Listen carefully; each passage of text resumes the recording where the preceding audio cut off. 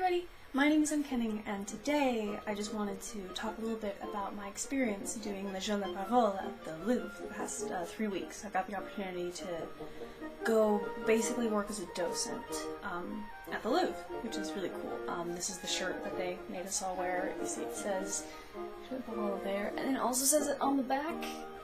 Yeah, there you go. It's hard to turn around all the way so you can see that, but it's there, and it says Louvre just right here, which is awesome.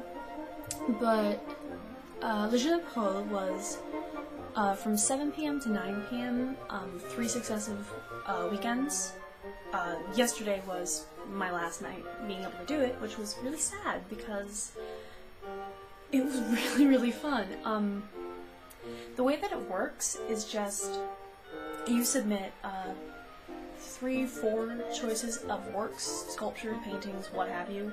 A girl I knew actually did the Grand Salon in the Napoleon Apartments as her piece, and that was just a room. And then the Louvre gets back to you and says, you get this one, and then you spend the next 2.5 months researching it, getting your presentation in order, things like that. And you've got students from all these different schools all across Paris. So my school was there, and then the École de Louvre had their thing, and then there was there's University Nanterre who was there. I saw some people from there, and just you spend 2 hours standing by your work, and you just have to draw people in and be like, come listen to me, and then tell them about it. Some people actually know the program or listen to other people, so when they come to you, it's like, can you tell me about this? And then you just do it. And really, it only works if you have a language in common. So I did it entirely in English and in French. And because French is my third language, my second language is German, I had to always, at the very beginning, I'm like, sorry, French is my third language, but I'm gonna try. And I had some really sweet people who were just like, well, if it's easier for you, we could do it in English. I'm like, no, I'm in Paris to get better at French. I'm gonna do this in French. Listen to me. Not that aggressively. You hear all these stories of French people being like really mean and stuff, and I've only had the pleasure of running into really sweet, really nice people, and I mean, maybe that stereotype is true, but in my experience, the French have been perfectly sweet. They're just as kind as anyone else in the world. At least that's what I found. My piece was The Battle of David and Goliath by Daniele da Volterra, or Daniele Ricciarelli, depending on what you want to call it. Same thing, same dude. And so that piece is like one of my favorite pieces in the Louvre because it's like in the center of the Grande Galerie. Like, you've got the room, it's really long, and you walk down it, and then it's in the middle of the hallway, and it's the same scene from 2 different sides, and like no one stops and looks at it. As I was standing there, I would see just a bunch of people just sort of look at it and go, oh, and then just walk on and not realize, wait, it's different. It's the same piece. Or there's one dude who came up to me, and he was like, oh, is one of these your pieces? And like, they both are, because it's the same piece. And I got the chance to just like share about this really cool painting that gets so overlooked in the Grande Galerie. I also had to direct like 50 people to the Mona Lisa, because I'm in the Grande Galerie, which the Mona Lisa is right next door to. Also, people were asking where the bathrooms were, and I was like, you're lucky I know this museum so well, you're lucky I basically live here, because otherwise I would not be able to tell you where the bathrooms are.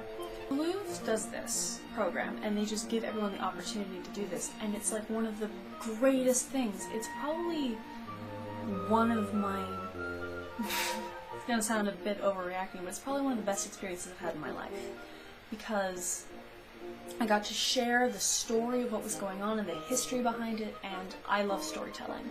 I absolutely adore telling stories and explaining things.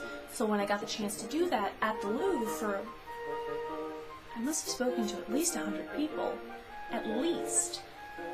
It was wonderful because I got the chance to do my storytelling for these people. If I got to do it in English, the Louvre actually, 2 people who worked there, I don't remember their exact job titles, they actually recorded me for Periscope the very first night I was there. The first like 10 minutes they came up and were like, can we record you?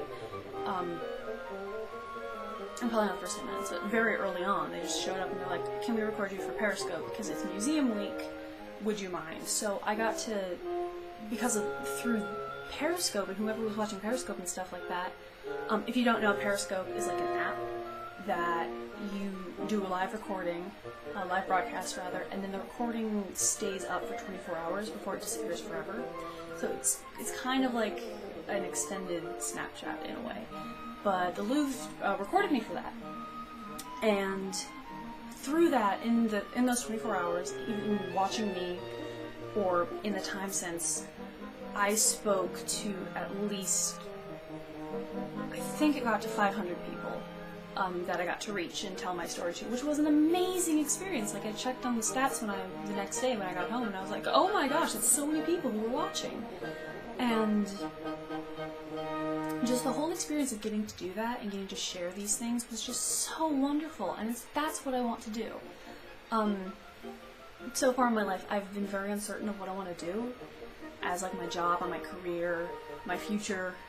I'm in university, I just need to pass my classes, and there are people who are there who already know what they want to do with their lives, and respect to them, but when you don't know what you want to do with your life, it makes it a little intimidating. So to have the opportunity to try out docentry, is that a word? Docentry? It's a word now. And a chance to try that out and see what it's like to try and pull people in.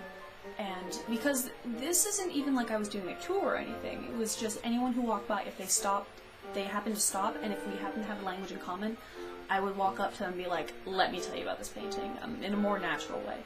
But that's what I had to do. Whereas normal docentry, it's like you probably have like a tour and stuff that people expect to be told history and stories and all that.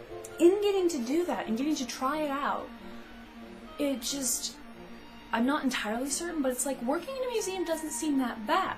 I mean, there's more to it than just docentry. There's a million other things to do in a museum than just telling the story, but it's one of the first things that really gave me like a thing of like, I could do this. I could do this with my life. I could be okay being a docent.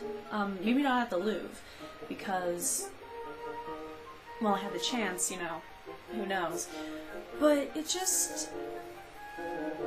was a good thing. It was a good experience to get to try it out and get to see what I liked about it. And I'm really thankful that the Louvre got this, so Louvre, thank you. So that's all I have for you today. Make sure to click the subscribe button because there'll be plenty of cool videos on their way. Some art history like this, some other things, some living in Paris, things like that. They're going to be really cool. It's going to be really fun. And, you know, not only do you get to see some cool videos, you get to come hang out. It'll be fun. Hanging out's fun. We'll be friends. Hey, friends. So that's all. And I'll see you later. Bye!